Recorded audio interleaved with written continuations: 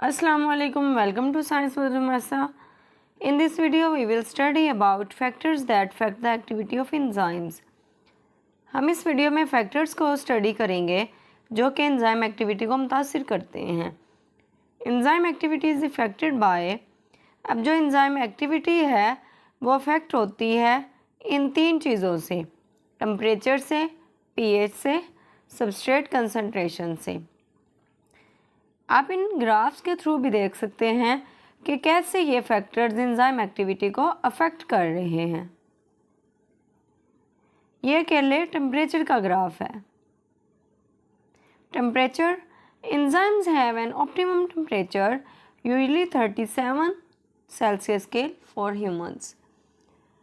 Enzymes का ज़्यादा से ज़्यादा दर्जा हरारत होता है आमतौर पर इंसानों के लिए 37. इस ग्राफ में आप देख सकते हैं जो एंजाइम एक्टिविटी में ऑप्टिमम टेम्परेचर दिया गया है वो 37 है. At optimum temperature enzyme works at maximum rate. ज़्यादा से ज़्यादा दर्जा हरारत पर एंजाइम ज़्यादा से ज़्यादा शरह पर काम करता है. If temperature is too much enzyme denatures या लूजेस शेप. अगर टेम्परेचर बहुत ज़्यादा होता है या एंजाइम डीनेचर होता है तो वो अपनी शक्ल खो देता है. Denaturation activity drops rapidly.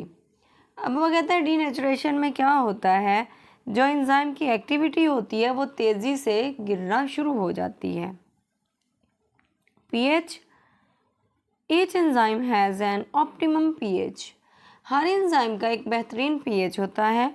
Wrong pH changes active site shape. गलत पीएच एक्टिव साइट की शक्ल को तब्दील करता है. एंजाइम एक्टिविटी स्लोज और स्टॉप्स. एंजाइम की जो एक्टिविटी है उसकी जो सरगर्मी है वो सुस्त या रुक जाती है. For example pepsin works best at pH 1.5 to 2.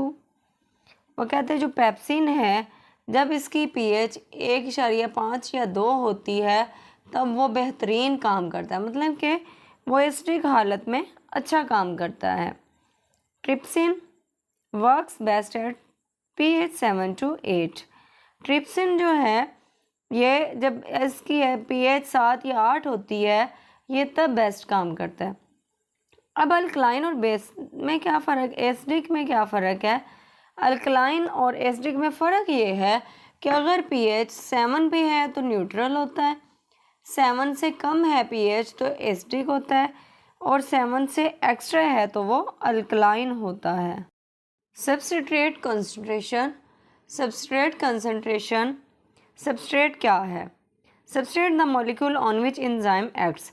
वो मॉलिक्यूल जिसमें एंजाइम एक्ट करता है या वो मॉलिक्यूल जिस पर एंजाइम काम करता है उसे सबस्ट्रेट कहते हैं. Increasing substrate concentration.